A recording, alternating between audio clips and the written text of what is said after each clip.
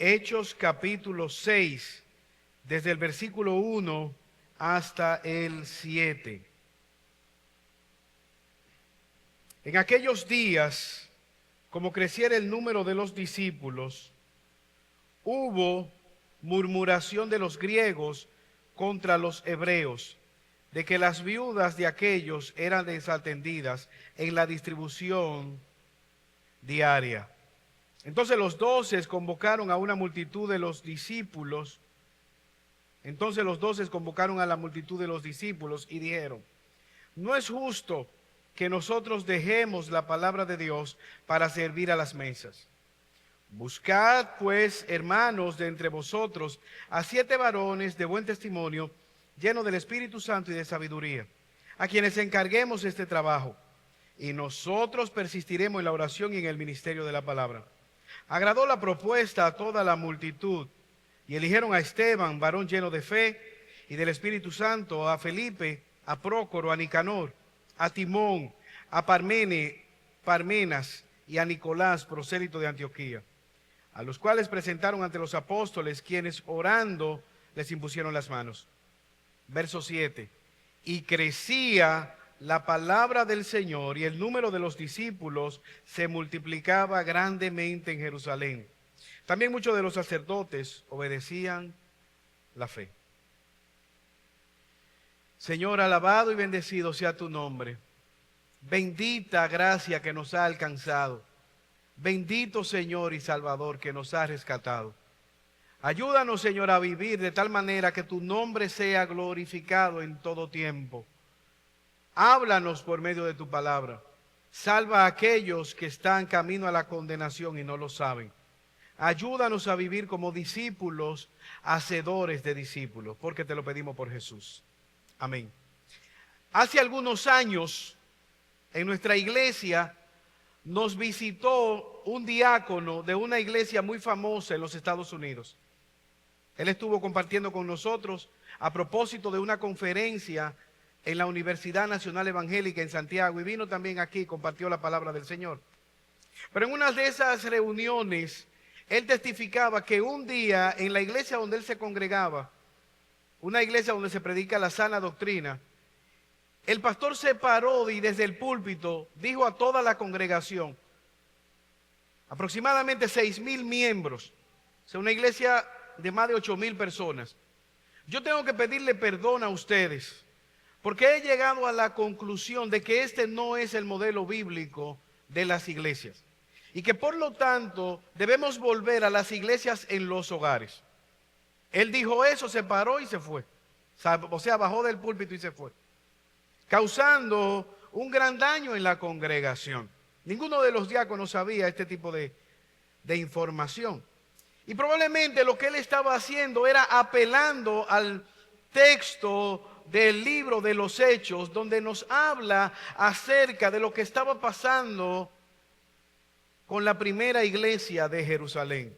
Como leía nuestro hermano José Manuel en Hechos capítulo 2, vemos cómo se manifestaba el poder de Dios en medio de aquella iglesia naciente. Y nosotros podemos caer en el error de idolatrar aquella iglesia primitiva como una iglesia perfecta. Aquella iglesia tenía los mejores líderes que jamás cualquier iglesia pudiera tener.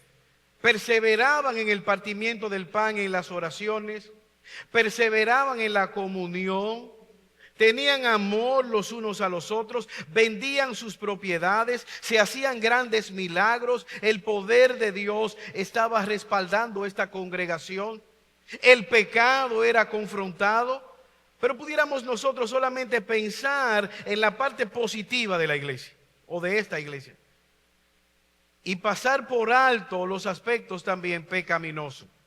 Hay un gran principio: las iglesias perfectas no existen. Y si tú te topas con una iglesia perfecta, no entres, quédate afuera, porque en el mismo momento que tú entres a la iglesia perfecta, dejará de ser perfecta a causa de tu visita.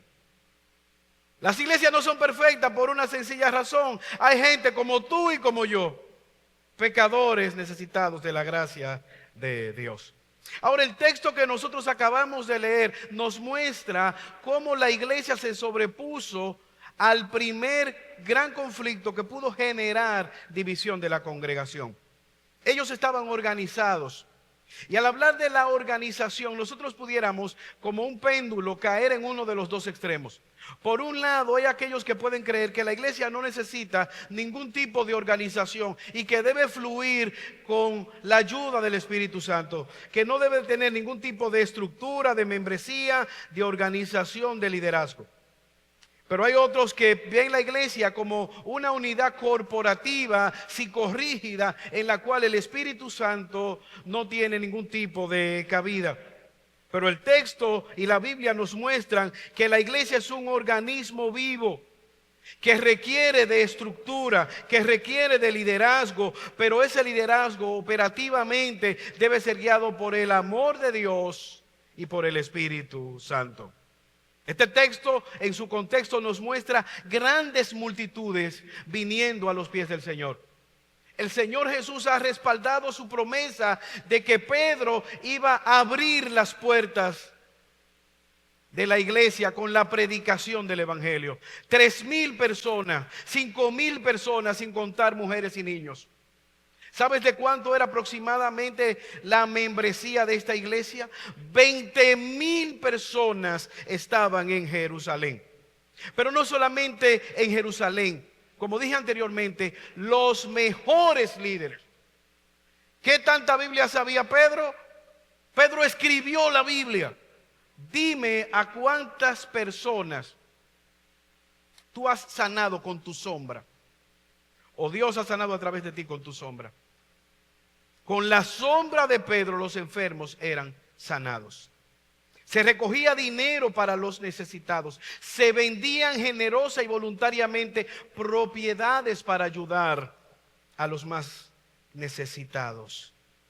Se trataba el pecado. Se distribuían para las necesidades. Y el texto nos dice que perseverantemente ellos estaban a los pies de los apóstoles en las oraciones, en la predicación, en el partimiento del pan, en las comidas de los hogares. ¿Y qué pasaba? Que el Señor estaba añadiendo a la iglesia lo que iban de ser salvos. Y hay algo maravilloso que estaba aconteciendo. No había persecución. En un contexto de paz, en un contexto de misericordia, en un contexto de generosidad, en un contexto de amor, en un contexto de salvación, de sana doctrina, de liderazgo saludable, era un pedazo de cielo aquella iglesia primitiva. ¿Cuál fue el problema? En el texto que nosotros acabamos de leer, el pecado. Entró el pecado a la congregación.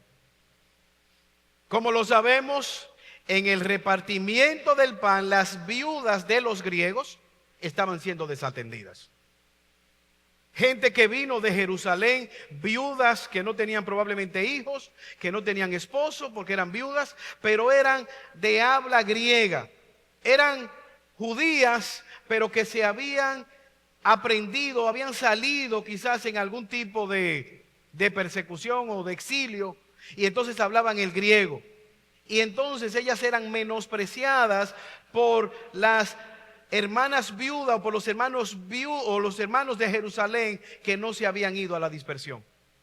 Esta iglesia es puramente judía. Judíos de ascendencia helénica, griega, que hablaban el griego, y judíos que estaban ahí en Jerusalén, en Galilea, y que nunca habían salido. Entonces ellos menospreciaban a los demás. ¿Qué vemos en el texto? El texto nos muestra 4 principios que desde mi óptica pienso que son útiles para nuestra iglesia. Y lo primero que quisiéramos ver es que tú y yo debemos celebrar el crecimiento de la iglesia cuando es un crecimiento centrado en el evangelio. ¿Qué hicieron ellos? Celebraron el crecimiento de la iglesia centrado en la proclamación del evangelio. Este texto primariamente no está aquí para resaltarnos el chisme, la contienda que hubo en la iglesia primitiva. Este texto está aquí primariamente para mostrarnos el poder del Evangelio que salva gente de toda lengua, de toda raza, de todo pueblo. Este texto está aquí para mostrarnos cómo los apóstoles pudieron resolver los conflictos que surgieron en la iglesia primitiva y cómo ellos celebraron la conversión de los incrédulos. Mira cómo dice el versículo 1, abre tu Biblia en tu dispositivo, guardándote de las notificaciones de WhatsApp para que no te distraigan.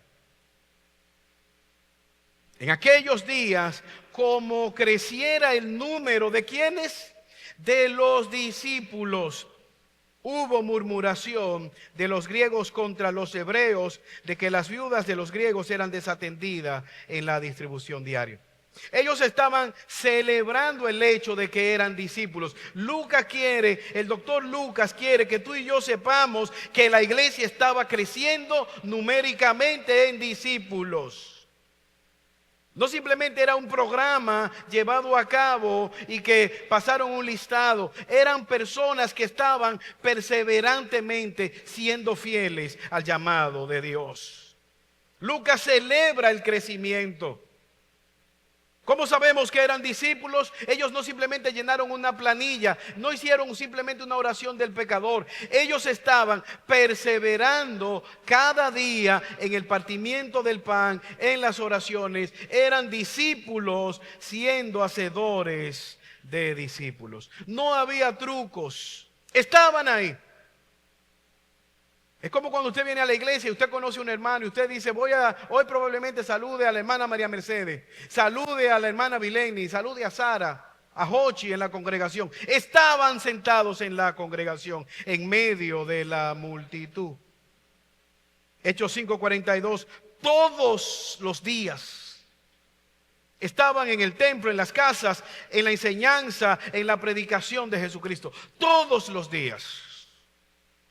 Pero al mismo tiempo, Lucas celebra el crecimiento numérico. Crecían en número, grandes multitudes. Hay personas que piensan que esto está mal. Hermanos, no, Dios está interesado en la calidad, no tanto en la cantidad. Eso es mentira. Dios está interesado en la cantidad. Por eso nos mandó a proclamar la verdad del Evangelio a todo el mundo. Y Él salva gente de toda la nación, de toda raza, de todo pueblo. Quiera Dios darnos grandes multitudes que proclamen su nombre, que vengan a Él en fe y arrepentimiento, porque eso implicará que se habrán apartado del pecado. Tú y yo andábamos en las multitudes del mundo, en las multitudes detrás de los pecados. Y por la predicación del Evangelio, a Él le plugo salvarnos. Muchas veces al salir en la noche de un culto de home, ver tantos jóvenes perdidos en el alcohol, en la juca, en el pecado, me llena de tristeza y oro al Señor por nuestra ciudad y por nuestro país, que Él traiga un gran avivamiento. ¿Sabes qué? A Dios le importan las gentes, por eso Él murió por gente de toda lengua, de todo pueblo, de toda nación. Todo el libro de Lucas nos muestra que Dios está interesado en los números. Crecieron en número, crecieron en un gran número. Lucas habla de que la palabra era predicada más de 3,000 personas, más de 5,000 en toda Judea, en Samaria se añadieron, crecía, se difundía. Por lo tanto, tú y yo debemos regocijarnos con el cielo cuando un pecador se arrepiente y clama a Cristo en fe y arrepentimiento. Hermano, de lo que eso se trata en esta mañana, que yo quisiera preguntarte, ¿tú eres un discípulo de Cristo? A mí me gusta la iglesia. No. ¿Eres o no eres un discípulo de Cristo? ¿Has nacido de nuevo? ¿Te has visto a ti mismo como pecador? ¿Has sido convicto de pecado? Todos nosotros estamos reos de la ira de Dios. Todos nosotros hemos pecado. Usted sabe, se ha anunciado varias veces de la muerte del papá de Samari. Estábamos en la funeraria y hablábamos de el testimonio de Chago y cómo era conocido. Alguien decía desde Monte Grande, casi llegando a Vallacanes, hasta el centro de la ciudad, todo el mundo quería a don Chago. Fue un buen padre, fue un buen esposo, Fue un hombre ejemplar, un gran trabajador. Mientras estábamos allá, una persona lloraba y daba gracias a Dios que Él le enseñó a trabajar, que le dio una oportunidad en la cervecería donde Él ejercía su trabajo. Y ¿sabes qué? Todo eso es infructífero para la salvación. Chago está en la presencia del Señor porque clamó a Jesucristo como su Señor y Salvador y murió recitando el Salmo 23. Cuando yo termino de predicar, hay unas señoras, de esas señoras cachetonas, alegres, gozosas, que te da deseo de darle un abrazo, y ella no se contuvo y me cayó atrás saliendo del funeral. Y me dice, hágame un favor, mire, yo me tranco en mi casa, yo oro y los vecinos no entienden lo que yo hago. Yo estoy buscando de Dios. Y de alguna manera me estaba diciendo, lo que usted dijo no es para mí. Yo no soy mala, yo no soy pecadora. Yo le pregunto, ¿y dónde te congregas? No, yo me congrego en Jesús. ¿A qué iglesia pertenece? A la iglesia de Jesús pertenezco yo. Diciéndome que no se congregaba en ningún lado. ¿Sabes qué? El evangelio ofende porque tú no eres tan bueno como tú crees ser. Tú no eres tan buena niña como tú piensas. Si pudiéramos ver tus pensamientos, si pudiéramos ver la inmundicia de tu corazón, quizás nos sorprenderíamos. Y eso pasa contigo y pasa conmigo y con todos los seres humanos. El evangelio ofende porque nos dice que estábamos muertos en nuestros delitos y pecados. Y un muerto solamente hace dos cosas: se descompone y después hiere. Estábamos muertos espiritualmente. Por eso Dios envió a Cristo a operar un milagro, a darnos vida, a hablar a nuestra mortandad y que pudiéramos venir a novedad de vida. Por eso la pregunta, ¿eres o no eres discípulo? Eso es lo más importante que tú puedes responder en esta mañana. Si tú murieras en este día, ¿estás preparado para darle la cara a Dios? Estas personas eran discípulos. Yo recuerdo hace muchos años un cumpleaños de una de mis sobrinas, y ella escogió los globos, el bizcocho, el vestido, y estaba todo tan bonito. Pero de repente yo la miro y ella está como triste y enojada. Y me le acerco. ¿Y qué te pasa, sobrina? ¿Por qué no disfrutas tu cumpleaños? Yo le dije, tú deberías estar contenta, mira la música, la piñata y todo, y una alegría. Tú escogiste el color el sabor del bizcocho, ¿qué te pasa? Ella me dijo, tío, yo quiero que tú termines este cumpleaños. ¿Cómo así? No, esta gente se va a comer toda la comida, van a acabar con la piñata y se van a comer bizcocho. Termina mi cumpleaños ahora mismo. Yo le digo, no, sobrina, de eso es que se trata los cumpleaños. De tú invitar gente, celebres y que se coman todo. ¿Sabes qué? Tú y yo podemos equivocarnos al pensar que la iglesia es un círculo santo cerrado.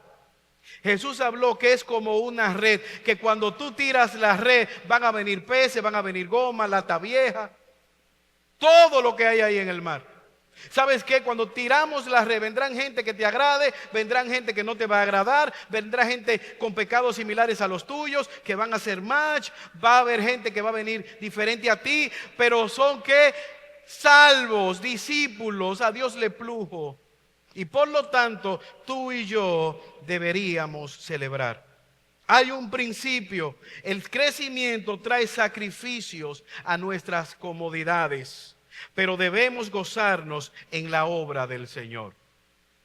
Este texto está aquí para mostrarnos que ellos se regocijaron de ver la multiplicación de las almas siendo salvadas. Yo te pregunto en esta hora, ¿eres tú de los que se regocija cuando el Señor añade gente diferente? Hay personas que no celebran la obra de Dios en medio de ellos, o se ponen tristes. Lucas ve claramente esta expansión como algo bueno. Personas dentro del cuerpo de Cristo. Un anticipo de la gran celebración que tendremos eternamente en la presencia de nuestro Dios. ¿Qué tan enérgico tú eres para proclamar el evangelio a los demás? Yo quisiera darte un reto en esta mañana. Cuando el culto pase, identifica a alguien que tú nunca has saludado y salúdalo. Pregúntale cómo se llama. Cáele atrás a alguien. Y si tú eres una persona que está con nosotros por primera vez, queremos saludarte, no te vayas. A los sugieres que lo atajen en la puerta y no lo dejen salir hasta que lo abracen y lo saluden. celebra el crecimiento de la iglesia que está centrado en la proclamación de la buena noticia del Evangelio. Pero hay un segundo elemento que nosotros vemos en el pasaje. Espera y resuelve los problemas del Evangelio que trae la proclamación del Evangelio. Cuando digo espera es porque van a venir los problemas, van a venir las dificultades. Versículo 1, parte B. ¿Qué ocurrió? Hubo murmuración de los griegos contra los hebreos de que las viudas de aquello eran desatendidas en la distribución diaria. La palabra murmuración es como crujir, como algo que está crujiendo. Hubo como un crujido, un gruñir. Hechos 2:42, habían grandes prodigios, había misericordia, había generosidad. Pero ahora surge un problema. El problema de las multitudes. Habían necesidades siendo desatendidas. ¿Qué hacen ellos? 7 cosas que hacen los líderes de la congregación, los apóstoles, para preservar la unidad de la iglesia. Número 1, protege la unidad. Número 2, proveen para las necesidades legítimas. Número 3, proveen descanso para el liderazgo sobrecargado.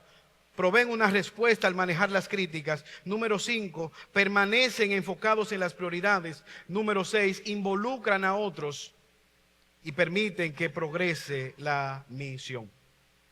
Vamos a ver esas decisiones que ellos tomaron para preservar y resolver el problema que había surgido. Lo primero es que ellos habían visto la oración intercesora de Jesús en Juan 17, orando para que ellos fueran uno. Jesús oró para que ellos fueran uno. Ellos habían visto a Jesús orando. Ellos habían visto a Jesús proclamando la buena noticia del Evangelio. Hermanos, hay algo que Jesús no fue. Jesús no fue un milagrero.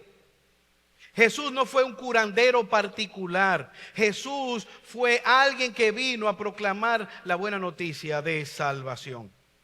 Es un error romantizar la iglesia. ¿Cómo ellos resolvieron? El liderazgo piadoso de la congregación tomó la iniciativa. Y seamos sinceros, la necesidad era válida. Era verdad que estaban siendo descuidadas las viudas. Pero ¿qué hicieron ellos? Lo primero, protegieron la unidad de la iglesia. ¿Qué había pasado? 20,000 personas. Probablemente ellos eran pocos, eran humanos y esto se le había escapado de la mano. ¿Cómo lo hicieron? Ellos vinieron ante la queja.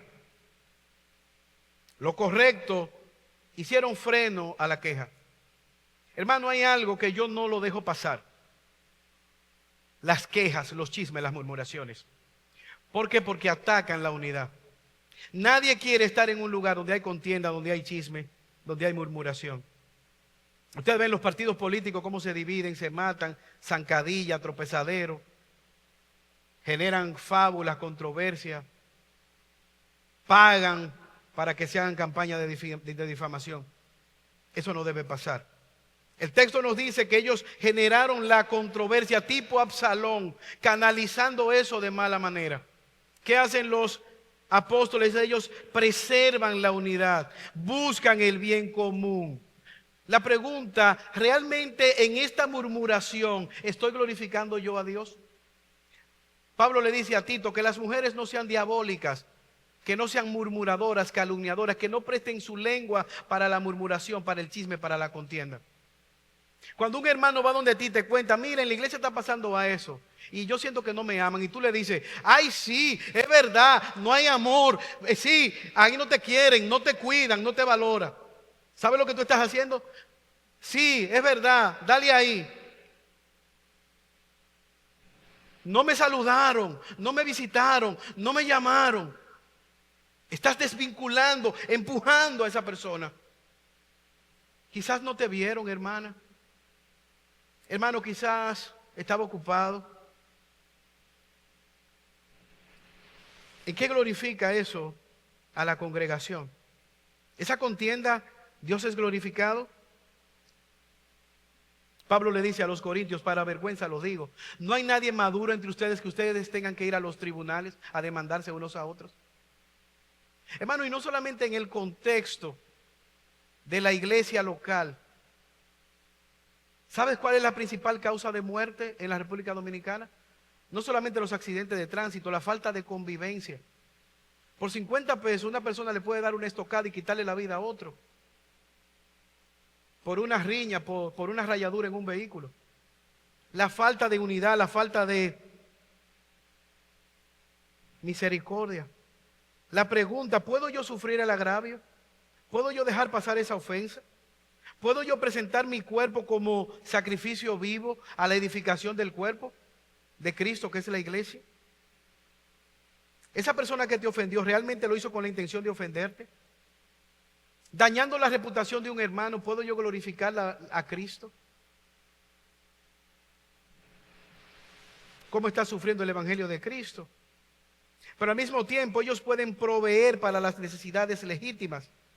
Mira cómo ellos pueden decir, versículo 2, entonces los 12 convocaron a la multitud y dijeron, no es justo que nosotros dejemos la palabra de Dios para servir en las mesas. No es justo que nosotros dejemos la proclamación de la verdad de Dios, del evangelio que es llamado poder de Dios para salvación, para estar sirviendo chocolate con pan. ¿Y es necesario servir chocolate con pan? Claro que sí. El liderazgo de la iglesia está dividido en pastores y diáconos, diaconisas que sirven a las necesidades, que están pendientes de esas necesidades. Y surge el gobierno de la iglesia, aquellos que están predicando, orando y los que están también dedicados al servicio en las mesas. Pero la iglesia pudo quedarse ahí y convertirse en una ONG, en una organización sin fines de lucro. Erradiquemos el hambre en Jerusalén. ¿Y qué hubiese pasado con nosotros en nuestra isla si ellos no tienen esa visión de seguir extendiendo el evangelio hasta lo último de la tierra? Nos vamos a dedicar a la oración y a la proclamación de la palabra de Dios. ¿Qué hacemos con las necesidades? Ellos no solamente mantuvieron la unidad. Ellos dicen, espérense, es necesario predicar y orar, pero busquen entre ustedes hombres que sean piadosos para que puedan venir y cumplir con el mandato y suplir la necesidad. ¿Qué hicieron? Ellos convocaron a estos líderes. Éxodo capítulo 18, versículo 17, es el consejo de Jetro para Moisés. Busca hombres que puedan dirigir estos espacios. Busca personas en las cuales tú puedas delegar. Busca líderes de grupo pequeño. Busca hermanas que puedan discipular, que puedan servir en las necesidades. Y ellos escogieron a 7 hombres. A veces nosotros pensamos, me gustaría servir. Y somos como aquel niño que quería ser músico. Él quería tocar un instrumento y su padre le pregunta, ¿cuál es el instrumento que tú quisieras tocar? El palito.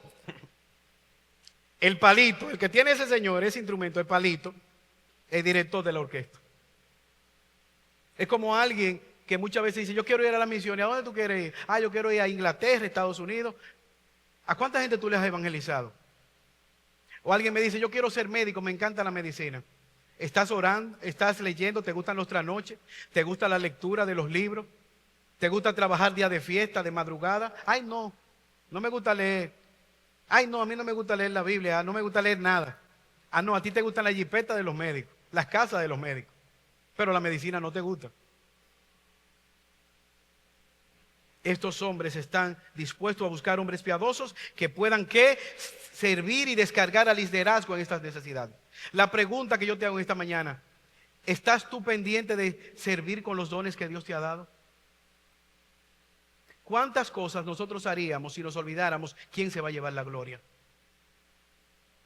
¿Estás tú utilizando los dones que Dios te dio en esta mañana? ¿Estás compartiendo el evangelio con una amiga, un vecino, proclamando la buena noticia del evangelio? Se ha enseñado que la única manera que se sirve o es predicando o cantando, y eso no es así. Estos hombres están sirviendo desde las mesas, desde el anonimato, porque Dios es su recompensa. Aquel que ve en lo secreto ha de recompensar el esfuerzo en público. Ellos también no solamente velaron por la necesidad, no solamente proveyeron una respuesta, proveyeron descanso al liderazgo, ellos proveyeron una respuesta verbal a las críticas. ¿Usted cree que ¿Le agradó a los 20,000 esta decisión de los apóstoles? Probablemente no. Cuando fue Nicanor, ¿y dónde está Pedro? ¿Y cómo quién eres tú, Nicanor? Que tú te llamas Nicanor y Pedro. ¿Por qué no vino Pedro a traerme el pan? ¿Y dónde está Juan, el discípulo que tiene mucho amor? ¿Por qué no vino Juan?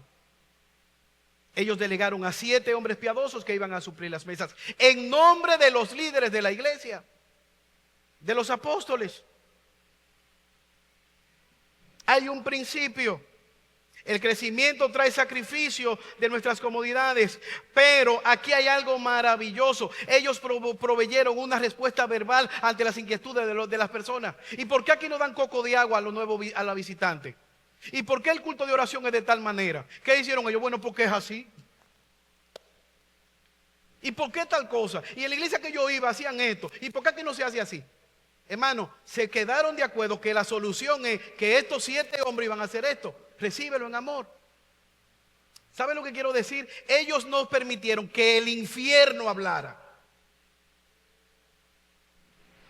que la murmuración se vaciara sobre ellos. Porque el enemigo de nuestras almas tiene varias maneras para destruirnos. Nos persigue, asolación, persecución. Se suma con la murmuración, con la contienda. Y se añade, como hizo Simón el mago, que camuflajeadamente se metió en la congregación para dañarla desde dentro. Aquí hay un principio. Los apóstoles no hicieron una lluvia de ideas donde todo el que estaba incómodo protestó. No es así. Hay una prioridad: predicar la palabra y orar. Esas necesidades van a ser satisfechas. No hay ningún pecado en que nosotros no pudiéramos satisfacerla. Ahora la vamos a satisfacer. Hay una respuesta verbal de parte del liderazgo hacia la comunidad de fe. Pero al mismo tiempo, dice el texto que fue agradable porque la necesidad debía ser satisfecha.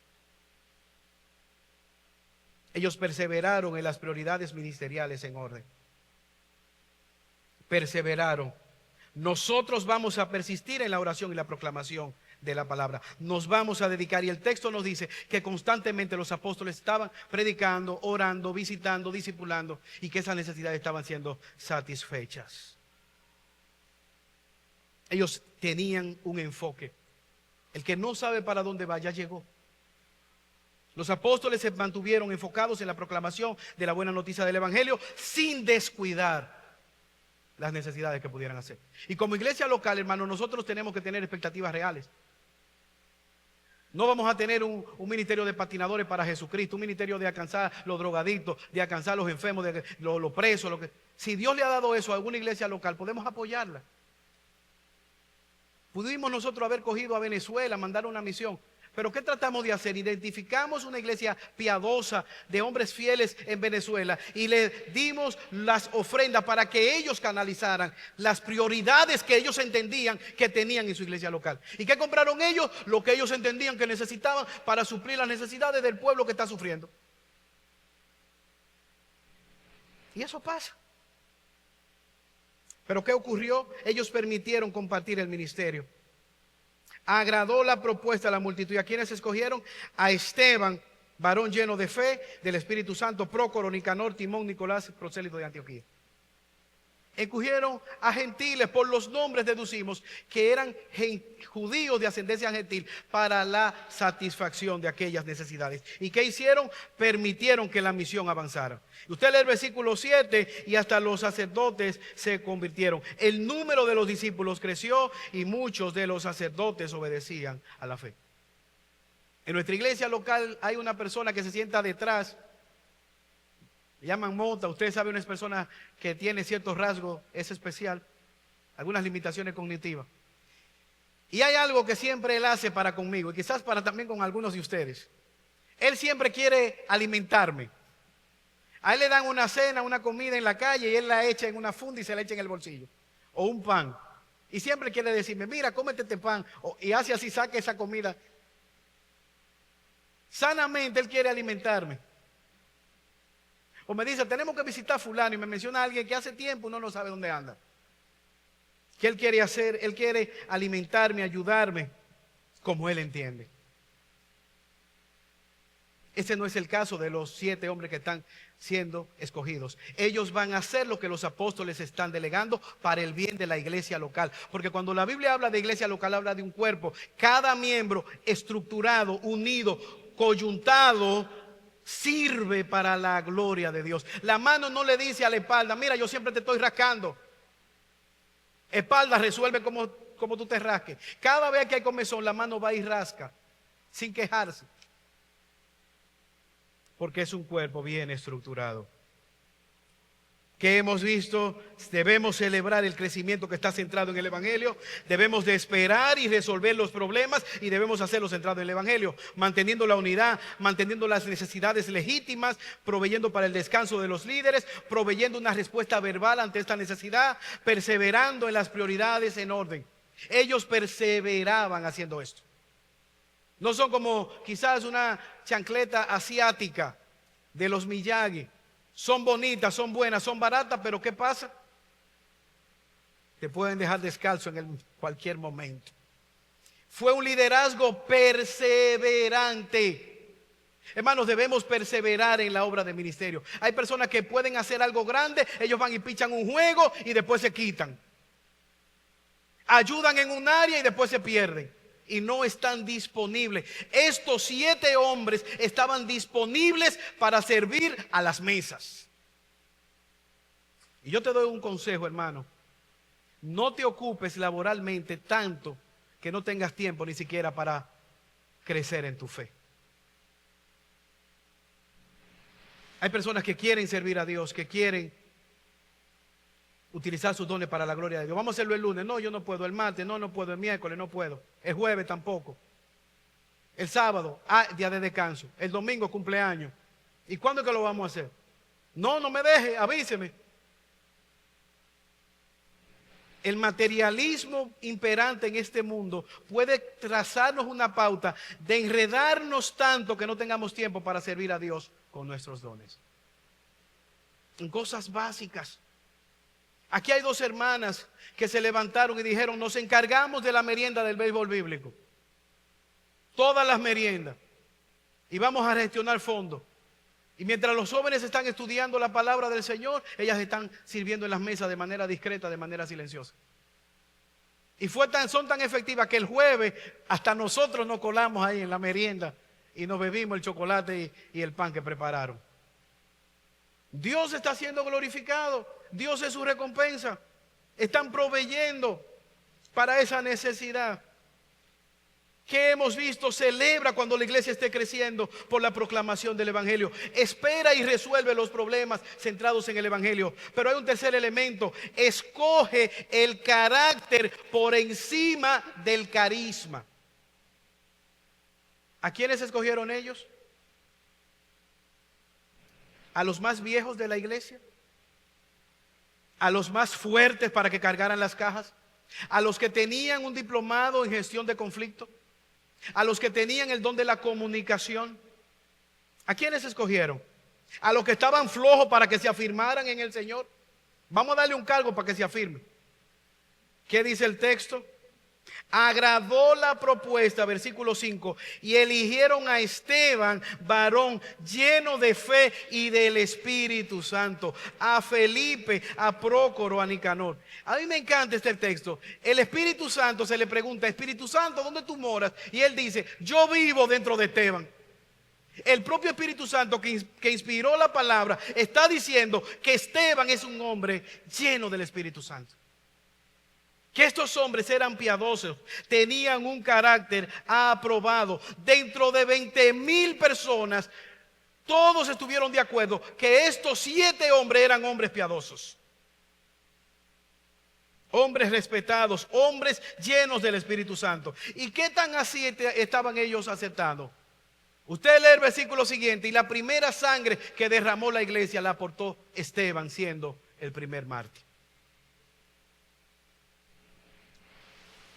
George Mallory y Andrew Irving se cree que fueron las 2 personas que llegaron primero al Pico Duarte, al Monte Everest, el monte más alto de la humanidad.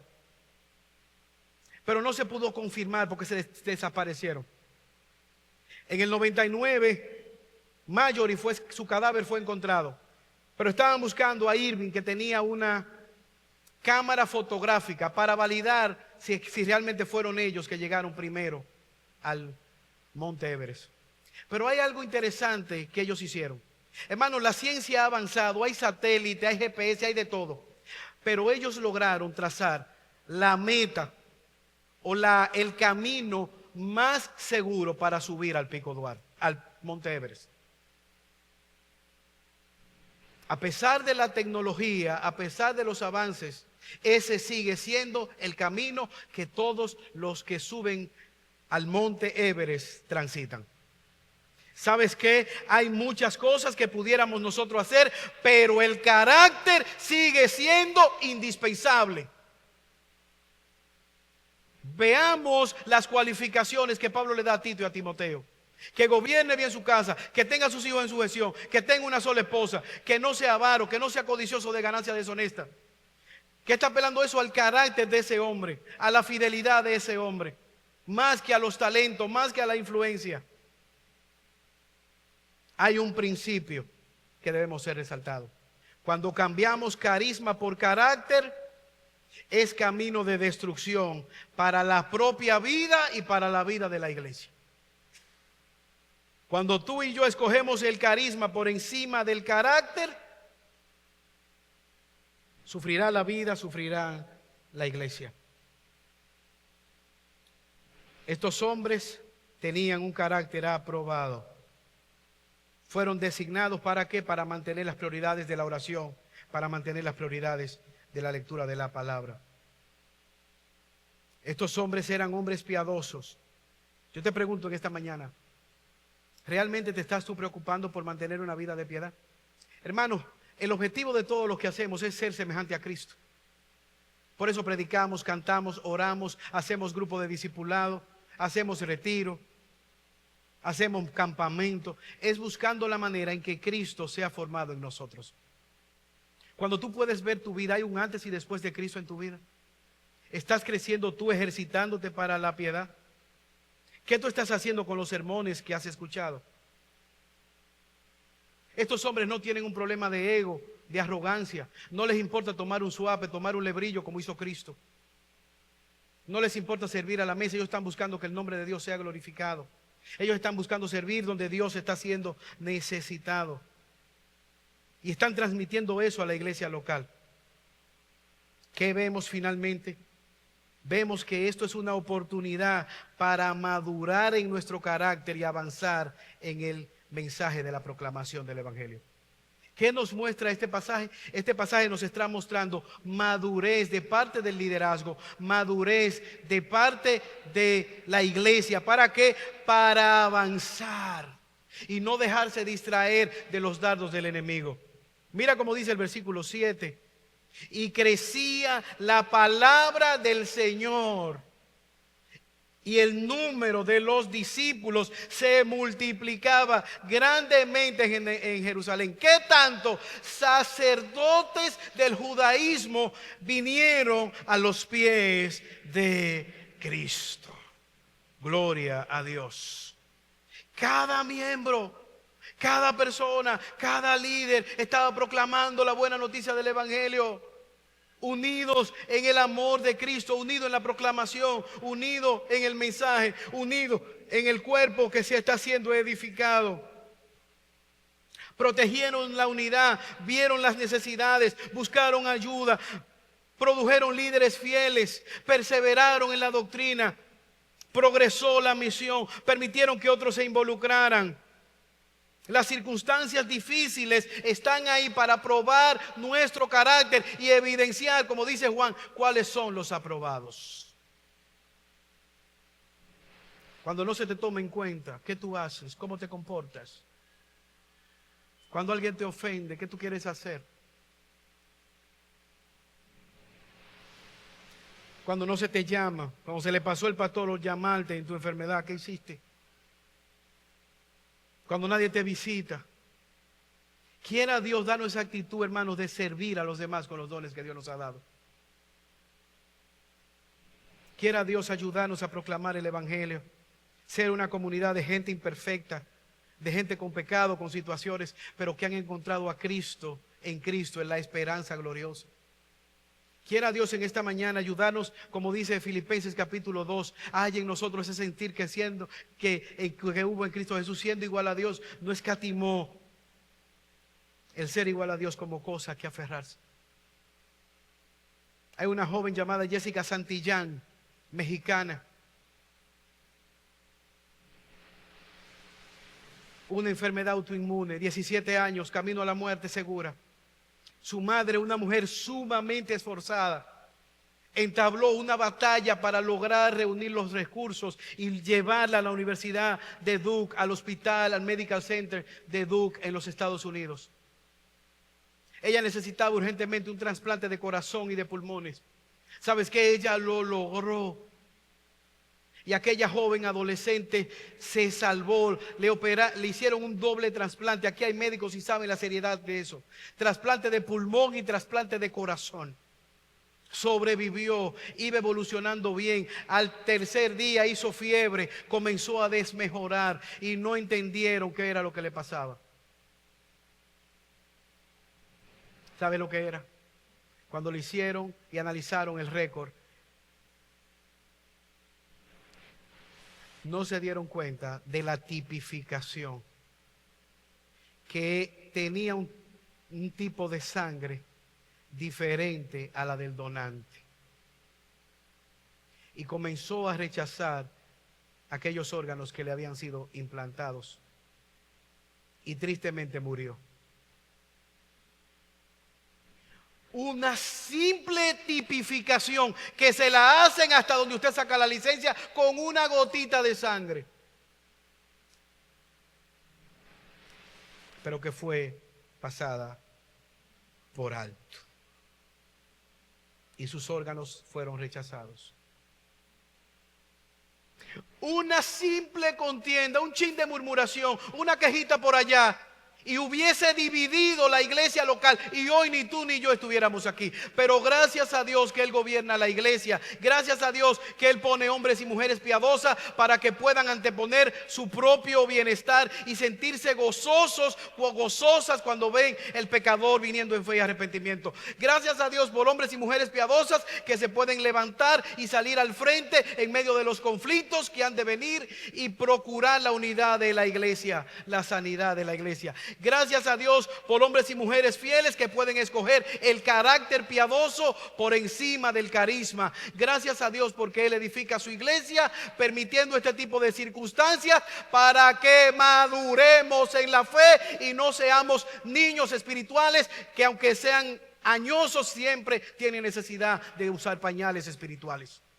Quiera Dios en esta mañana ayudarnos, porque sabes que cuando el evangelio sea proclamado a libertad, cuando la palabra de Dios sea proclamada, cuando nos gocemos, cuando estemos orando como iglesia, como un solo cuerpo, cuando estemos perseverando, Dios enviará a su pueblo. Él se encargará de añadir a aquellos que están dispuestos para salvación. Él mirará nuestra congregación y se complacerá en enviar a los salvados para que sean convictos de pecado, para que sean discipulados, para que sean cuidados, para que sean reprendidos y juntos como cuerpo podamos crecer en la unidad del vínculo perfecto. Que Dios nos ayude en esta mañana y que podamos ser edificados para gloria y honra de su nombre. Señor, te alabamos y te bendecimos y te damos gracias por tu palabra. Ayúdanos, oh Señor, a perseverar en tus caminos. Ayúdanos, oh Señor, a madurar en nuestra fe, en nuestro carácter, de tal manera que podamos edificar tu obra y ser edificado por nuestros hermanos. Por Jesús te lo pedimos. Amén.